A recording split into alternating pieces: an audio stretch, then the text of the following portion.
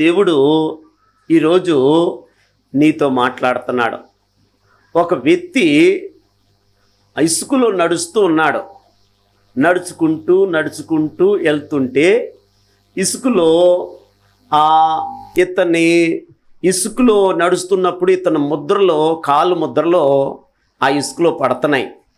ఇసుకలో పడుతుంటే ఒక్కడే నడుచుకుంటూ వెళ్తుంటే వెనకకి తిరిగి చూశాడంట. వెనకకి తిరిగి చూస్తే ఇతనితో పలంగా ఇంకా 2 అడుగులు పడ్డాయంటండి. అంటే ఈ అయితప్పటికి ఇతడు అనుకుంటున్నాడు, చూసావా, దేవుడు ఒంటరిగా నిన్ను విడిచిపెట్టను, నువ్వెక్కడికి వెళ్తే నేను అక్కడికి వస్తానన్నాడు దేవుడు. ఇప్పుడు నేను ఒంటరిగా ఉన్నాను కాబట్టి దేవుడే నాతో నడుస్తున్నాడు. ఆమేన్. అలాగ నడుచుకుంటూ మరొక కొంత దూరం వెళ్ళిన తర్వాత అదే ఇసుకలో మళ్ళా వెనక తిరిగి చూశాడంట. అదే 2 అడుగులతో పలంగా ఇంకో 2 అడుగులు ఇంకొక వ్యక్తి నడుస్తున్నట్టు ఇతనికి అనిపిస్తుంది. నిజంగా తల్లి మరిచినా, నిజంగా తండ్రి మరిచినా, కష్టాల్లో ఉన్నప్పుడు బంధువులు విడిచిపెడతారు, నష్టాల్లో ఉన్నప్పుడు స్నేహితులు విడిచిపెడతారు, మన కష్టాల్లో ఉన్నప్పుడు మన అన్నదమ్ములు విడిచిపెడతారు, మన కష్టాల్లో ఉన్నప్పుడు మన అక్క చెల్లి విడిచిపెడతారు. ఎవరు విడిచినా నేను నిన్ను విడవను, ఎడబాయనని చెప్పిన దేవుడు నాతో నడుస్తున్నాడని అతనికి ధైర్యం వచ్చింది. ఈరోజు ఇంకొంచెం ముందుకెళ్ళిన తర్వాత సన్నంగా చిన్న రాళ్ళు అతనికి కనపడ్డాయి. ఆ చిన్న రాళ్ళు కనపడిన తర్వాత ఇంకా ముందుకు అలాగ నడుచుకుంటూ ఆ చిన్న రాళ్లను దాటుకుంటూ అలాగ ముందుకెళ్ళిన తర్వాత అక్కడ మళ్ళా వెనక తిరిగి చూశాడు ఈ వ్యక్తి. తిరిగి చూస్తే 2 కాళ్ళే కనపడుతున్నాయి. ఇతను నడిచిన కాళ్ళు, ఇంకొక 2 కాళ్ళు కనపడతలా. అప్పుడు అనుకున్నాడు ఈ వ్యక్తి, చూసావా, ఇందాకేమో ఇసుకలో దేవుడు నడిచాడు, ఇప్పుడు 2 కాళ్ళే కనపడుతున్నాయి. ఒక వ్యక్తి నడిచినట్టు ముద్రలు కనపడుతున్నాయి, ఇంకొక వ్యక్తి కనపడతలేదు.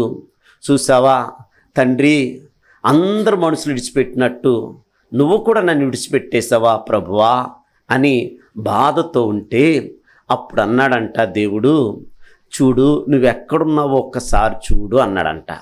చూసిట ఆయనకి, నీ అడుగులు కాదు, ఇవి నా అడుగులు, నేను నిన్ను నా భుజాల మీద వేసుకొని నిన్ను నడుస్తున్నాను అన్నాడు. ఇప్పుడు దేవుడు నీతో ఏమని మాట్లాడుతున్నాడు తెలుసా? ఈరోజు వాక్యము నీతో మాట్లాడుతున్నాడు. నీతో నడిచే దేవుడు. 2 మనుషులు యెరూషలేము నుండి ఎమ్మయను గ్రామానికి 2 మనుషులు నడుచుకుంటూ చీకటి పడతా ఉంటున్న సమయంలో వారు యెరూషలేము నుండి ఎమ్మయను గ్రామానికి నడుచుకుంటూ వస్తున్నారు. నడుచుకుంటూ వస్తుంటే వీళ్ళకు తెలియకుండానే ఇంకొక వ్యక్తిగా దేవుడే వారి మధ్యలో నడుస్తున్నాడు. నడుచుకుంటూ వస్తుంటే అప్పుడు వీళ్ళిద్దరూ మాట్లాడుకుంటూ ఉన్నారు. ఏమని మాట్లాడుకుంటున్నారు? సీరియల్ గురించి మాట్లాడతలేదు, సినిమాల గురించి మాట్లాడతలేదు, ఆ పక్కింటి ఆమె విషయాలు ఏం మాట్లాడతలేదు, ఎదురింటి ఆమె విషయాల్లో మాట్లాడతలేదు, ఎప్పుడు సినిమాకి వెళ్దాము అని అంటలేదు, ఎప్పుడు పార్క్కి వెళ్దామా అని అడుగుతులేదు, ఎప్పుడు బిర్యానీ తిందామని అడుగుతులేదు. ఎప్పుడు చూడండి లోక మాటలు వీళ్ళ నోటంటే ఏమి రాకుండా వీళ్ళ మాట ఎలాగుంది అమ్మ, వీళ్ళ మాటలు ఎలాగున్నాయి అంటే దేవుడి గురించే తప్ప 2వ మాట వీళ్ళ నోటంట రావట్లా. 2 దేవుడి బిడ్డలు మాట్లాడుకున్నప్పుడు అంట యేసయ్య వారి మధ్యలో వాళ్ళిద్దరు మాటలు వింటారు. అందుకే మీరు ఎప్పుడన్నా చూడండి, లోక మాటలు అన్యుల్లాగా మీరు మాట్లాడుకోవద్దు. లోకస్తులు మాట్లాడుకున్నట్టు నువ్వు మాట్లాడి హల్లెలూయా హల్లెలూయా అని ప్రార్థన చేస్తే జవాబు ఎందుకు రావట్లేదు? నువ్వు లోక మాటలు నీ నోటంట ఉండకూడదు, శరీర మాటలు నీ నోటంట ఉండకూడదు. నువ్వు ఆత్మీయుడు కాబట్టి ఆత్మీయ మాటలు, ఇతరుల బలపరిచే మాటలు, ఆత్మీయంగా ఎదిగే మాటలు, యేసయ్య మాటలు, జీవం కలిగిన మాటలు, శక్తి కలిగిన మాటలు నువ్వు మాట్లాడితే ఆమేన్. పనికిమాలోడు కూడా పనికొచ్చేటట్టే ఉండాలి. జీవము లేని వాడు కూడా నీ మాటలో జీవం రావాలి. నువ్వు మాట్లాడితే పడిపోయినోడు కూడా లేపబడాలి. అలాంటి మాటలు నీ నోటంట దేవుడు పెట్టాడు. అంతేకాని లోక మాటలు మనకు వద్దు. లోక మాటలు మాట్లాడి ప్రార్థన చేస్తున్నాము, ఆమేన్. కానీ ఆ ప్రార్థనలకు ఎందుకు జవాబు రావటం లేదు తెలుసా?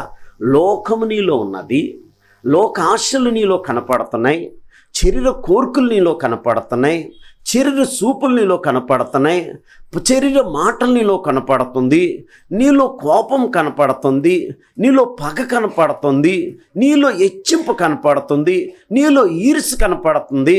నేను అన్న మాట అహంకారమైన మాటలు మనకు కనపడుతున్నాయి. కాబట్టి మన ప్రార్థనలకి జవాబు రావటం లేదు.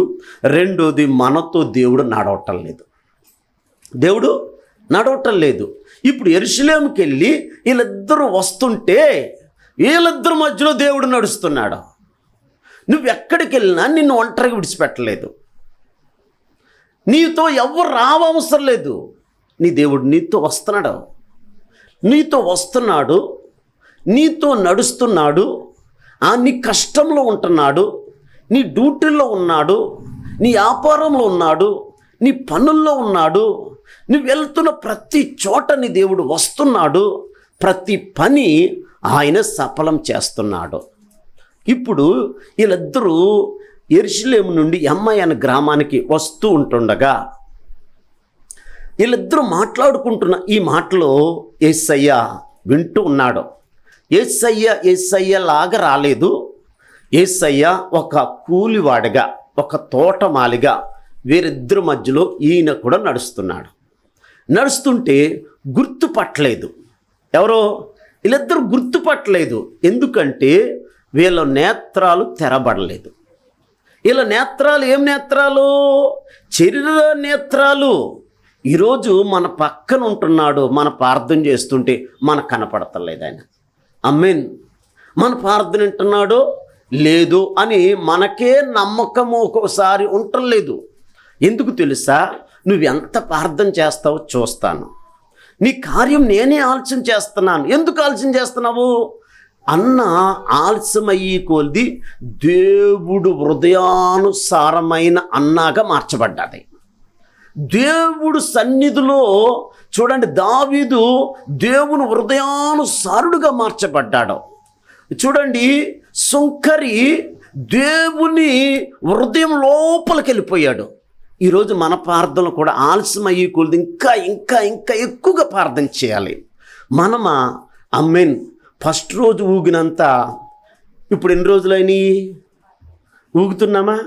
ఫస్ట్ రోజు ఉన్నంత ఆసక్తి ఇప్పుడు ఉందా? ఈరోజు నిజంగా చెబుతున్నాను, నువ్వు నిజంగా ఆత్మీయురాలు అయితే నీ భర్తను ఎందుకు తీసుకురావు? నిజంగా నువ్వు ఆత్మీయుడు అయితే నువ్వు ఒక్కదానివి ఎందుకు వస్తావో?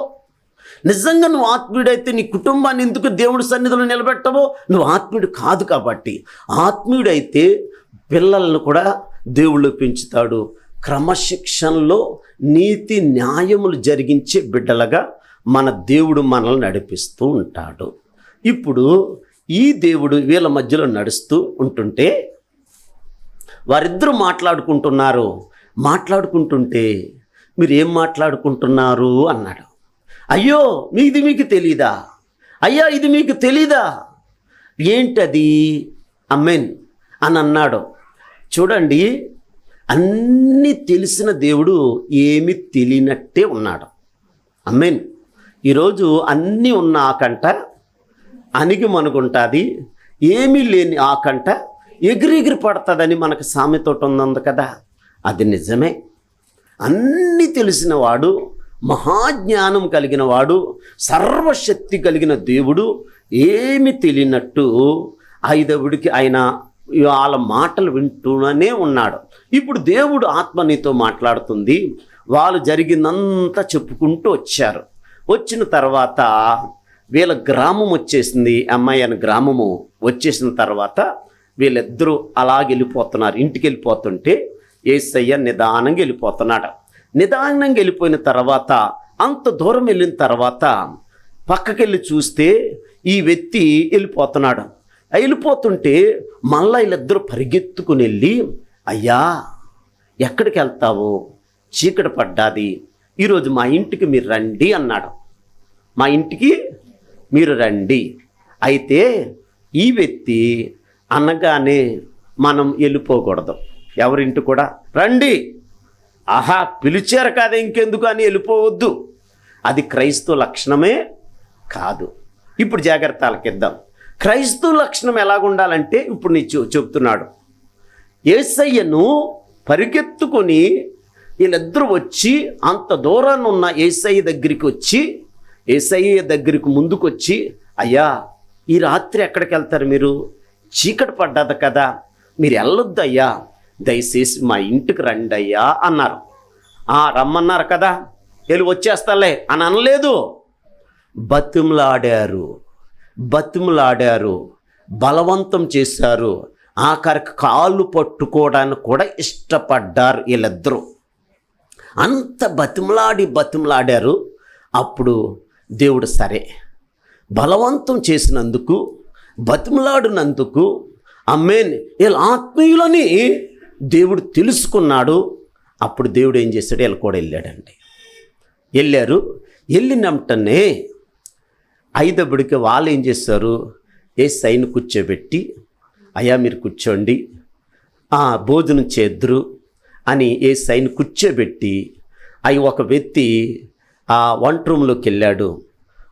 యేసయ్యను ఇంకొక వ్యక్తి అలాగ కూర్చున్నాడు ఎదురుగా. ఇంకొక వ్యక్తి వంట రూమ్లోకి వెళ్ళి రొట్టెలు తీసి మొదట ఆమేన్ మనమే పెట్టుకోవాలా, ఇంటికి వచ్చిన చుట్టాలకి అతిథులకు పెట్టాలి ఫస్ట్? ఆమేన్.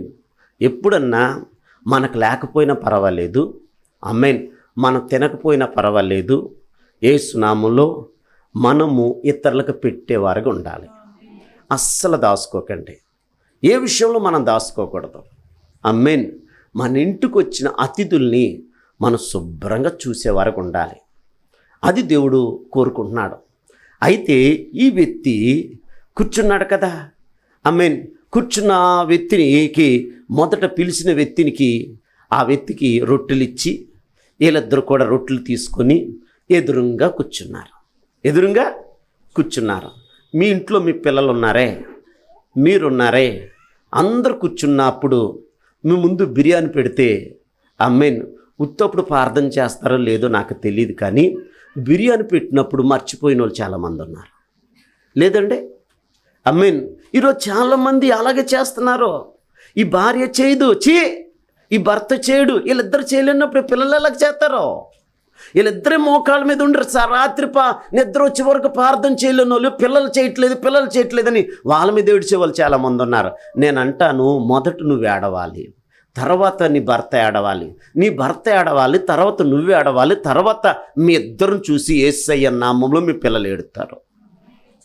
తండ్రి అయిన దేవుడు చీకటి ఉండగానే ఏడుస్తాకి, కన్నీళ్లు కార్చడానికి, నశించిపోతున్న ఆత్మల కొరకు ప్రార్థన చేయటానికి వెళ్తే, ఆమేన్, వాళ్ళ పిల్లలైనా ఎవరండి? శిష్యులు యేసయ్యలాగా ఇప్పుడు ఎక్కువగా ప్రార్థన చేస్తున్నారు.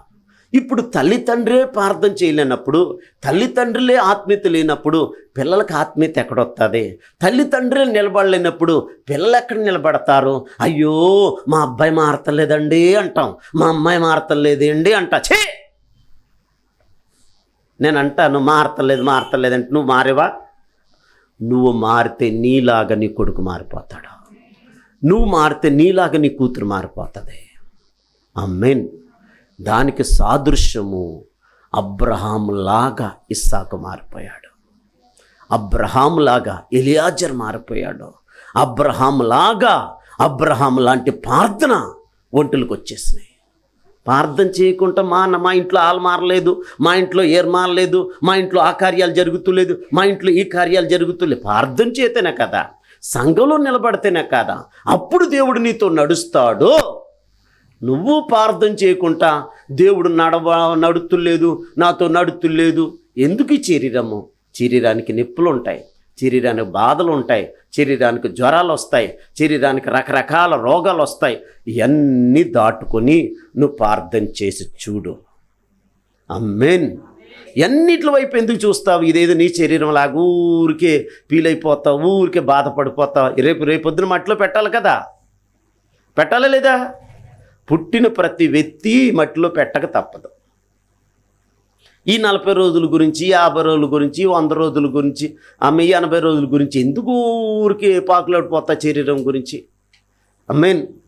అందుకే నువ్వు పాకులాడటం కాదు, దేవుని సన్నిధిలో పాకులాడటం నేర్చుకో. అప్పుడు దేవుడి కార్యాలు నీ పట్ల దేవుడు జరుగుతాయి. యేసయ్యను ఇంటికి పిలిచినందుకు ఏం జరిగిందో చూడండి. ఏం జరిగిందంటే, వాళ్ళు యేసయ్యకి రొట్టిస్తే యేసయ్య అనే సంగతి వాళ్ళకి తెలీదు. ఆమేన్. నేనే యేసయ్యను నిరూపించుకున్నాడు వాళ్ళ మధ్యలో. నేను దేవుణ్ణి, మీతో ఇప్పుడు వరకు నడిచిన వాడు నేనే, ముందు నడుస్తున్నవాడు నేనే, కష్టాల్లో నడుస్తున్నవాడిని, చూడండి పేదరికలో నడుస్తున్నవాడిని, సమస్యలో నడుస్తున్నవాడిని, నీకున్న ఇబ్బందులన్నింటిలో నేనే నడుస్తాను, కానీ ఏ నరుడు నడవడని దేవుడు నీతో తేటగా చెబుతున్నాడు. ఇంకా ఆల మొఖాలు, ఇంకేళ్ళ మొఖాలు, ఇంకా అక్క ముఖము, ఇంకా చెల్లి ముఖము, మా అన్న ముఖము, మా తమ్ముడు ముఖము, మా నాన్న ముఖము, మా అమ్మ ముఖం, ఏళ్ళ మొఖాలు ఎందుకు చూసుకుంటావో? ఎవరి ముఖం చూసుకోవద్దు, ఎవరి మీద నువ్వు ఆధారపడొద్దు. నా యేసయ్య నీ కష్టాల్లో నీతో నడుస్తాడు. సంతోషంగా ఉన్నారా? ఇంకా మాటలు చెప్పుకుంటున్నారా? హల్లెలూయా, హల్లెలూయా. అందుకే పరిశుద్ధాత్మ దేవుడు నీతో మాట్లాడుతున్నాడు.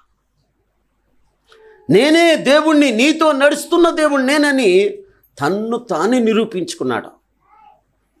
మనము కూడా ఇన్ని కార్యాలు చేస్తున్నాము, ఇన్ని అద్భుతాలు జరుగుతున్నాయి, ఇన్ని ఆశ్చర్య కార్యాలు జరుగుతున్నాయి, ఎన్నోసార్లు నీకు మేలు జరుగుతున్నాయి, ఎన్నో ఉపకారాలు జరుగుతున్నాయి. ఆ ఉపకారాలు అప్పుడే కొన్ని రోజులే ఎంతో గొప్పగా చెబుతావు, మళ్ళా మర్చిపోతావు. కానీ ఏమన్నంటే సంవత్సరాలు మాత్రం జ్ఞాపకం ఉంటాయి. ఈ లోకంలో ఉన్న ఎవరని ఏదన్నా అంటే, నేను అంటాను, కత్తితో కోస్తే అమ్మ జాగ్రత్త ఆలకించండి, ఆ గాయము కుట్లేస్తే ఏమవుతుందండి? మానిపోతాయి. కానీ మాటతో కోసిన గాయము సంవత్సరాలుగా అలాగే ఉండిపోతుంది, అదే జ్ఞాపకం వస్తుంది. అయితే ఈ జ్ఞాపకం ఎవరికి ఉండాలి? అన్యులకు ఉండాలి. కానీ నువ్వు అలాంటి జ్ఞాపకం పెట్టుకొని చూడండి, అదే రీతిలో, అదే కక్షతో, అదే కోపంతో అస్సలు ఉండొద్దు. అన్నీ యేసయ్యలాగా మర్చిపోదుము గాక. ఆమేన్. యేసయ్య కోపం ఎన్ని రోజులు ఉంటుంది చెప్పరండి? ఆ సంవత్సరం ఉంది, ఆ 2 సంవత్సరాలు ఉంది, ఆ 3 రోజులు ఉంది, ఆ 4 రోజులు ఉంది, 5వడికి ఒక పగలు రాత్రి ఉంది. లేదు, ఆయన కోపపడతాడు, వెంటనే చూడండి దగ్గర తీర్చుకుంటా. అలాగే మనం ఉండాలి. అంతేకాని ఆ కోపం మళ్ళా పెట్టుకోవద్దు. ఆ కోపం అంతా విడిచిపెట్టేసే వారుగా ఉండాలి. అలాగుండేవారుగా ఈరోజు నా దేవుడు మనందరూ చేయబోతున్నాడు. అయితే యేసయ్యకు రొట్టె ఇవ్వగానే ఆ యేసయ్య ఏం చేశాడు? రొట్టెని విరిచి, అమ్మా మీరు చెప్పరేంటి? రొట్టెని విరిచి ఆయన తినేశాడా? మరి మీరే ఏం చేస్తున్నారో, నేనేం చేస్తున్నాను? మనము ప్రార్థన చేసి, మనం కృతజ్ఞతాస్తుతులు చెల్లించి, మనము తింటున్న ఆహారం మనమే తినేస్తున్నాం. పిల్లలకు ముద్ద పెడతావా? ఎవరికి పెడతారా? మీరు చెప్పండి అమ్మా. మీరు ఇప్పుడు ఇంటికి వెళ్ళాక భోజనం చేస్తారు, అందరూ భోజనం చేస్తారు. ప్రభా ఇచ్చిన ఆహారం బట్టి కృతజ్ఞతాస్తుతులు స్తోత్రాలని అందరూ తినేస్తాం. కానీ నా దేవుడు చూడండి, కృతజ్ఞతాస్తుతులు చెల్లించి చూడండి ఈ విరిచిన రొట్టెను వాళ్ళకిచ్చాడండి. ఆమేన్. ఇరిచినంటనే ఆమేన్ యేసయ్య మాయమైపోతే ఎప్పుడు మాయమైపోయాడో, ఎప్పుడు విరిచాడో శరీర నేత్రాలు పోయి ఆత్మీయ నేత్రాలు వచ్చేసినాయి. అప్పుడు ఈ ఆత్మీయ నేత్రాలు ఒకటి వచ్చినాయి. రెండోది, వీళ్ళ త్రోవలో దేవుడు వీళ్ళతో నడుస్తుంటే వీళ్ళ హృదయాలు మండిని అన్న సంగతి అప్పుడు తెలుసుకున్నారు. ఈరోజు మనం తెలుసుకునే వారు ఉండాలి. మనకి ఎన్ని మేలు చేశాడు, ఎన్ని ఉపకారాలు చేశాడు. ఇన్ని ఉపకారాలు చేసిన దేవుడు, ఇంతగా నీతో నాతో నడుస్తున్న దేవుడు ముందు కూడా నీ పట్ల కార్యం చేయబోతున్నాడు. ఇంకా నిన్ను హెచ్చించబోతున్నాడు. ఉన్నతమైన స్థానంలో నిలబడబోతున్నాడు. ఆమేన్. ఉన్నతమైన ఆశీర్వాదాలు నీకు ఇవ్వబోతున్నాడు. ఇప్పుడున్న రోగాలు ఇలాగుండవు, రోగాలు బాగవుతాయి. ఇప్పుడున్న సమస్యలు ఇలాగుండవు, సమస్యలు తొలగిపోతాయి. ఇప్పుడున్న ఇబ్బందులు ఇలాగుండవు, నీ ఇబ్బందులు తొలగిపోతాయి. ఇప్పుడు గర్భఫలం కొరకు ఏడుస్తున్నా, నీ గర్భఫలం దేవుడు నీకు ఇస్తున్నాడు. నీ బిడ్డ మారతలేదని నువ్వు అనుకుంటున్నావు, ఖచ్చితంగా నీ బిడ్డ మారుతుంది. నీ ప్రార్థనకి ఖచ్చితంగా మార్పు చూస్తారు మీ బిడ్డలకి. ఆమేన్. ఇప్పుడున్న స్థితి, ఇప్పుడున్న ఏడుపు, ఈ ఏడుపు చూడండి సంతోషంగా మార్చే దేవుడు నీతో ఉన్నాడు. ఈరోజు నీతో నడుస్తున్నాడు. ఆ దేవుడు నీ పట్ల కార్యం చేస్తున్నాడు. దేవుడి ఇటు మాటల మన ఇన్నుకుల్లో దేవుడు దీవించును గాక. కళ్ళమొద్దం తల్ల ఉంచుదాం, మోకాళ్ళేద్దాం. ప్రభా, నాతో మాతో మీరు మాట్లాడారు. మాతో నడుస్తున్న దేవుడు, మాతో నడుస్తున్న దేవుడు, అందుబట్టి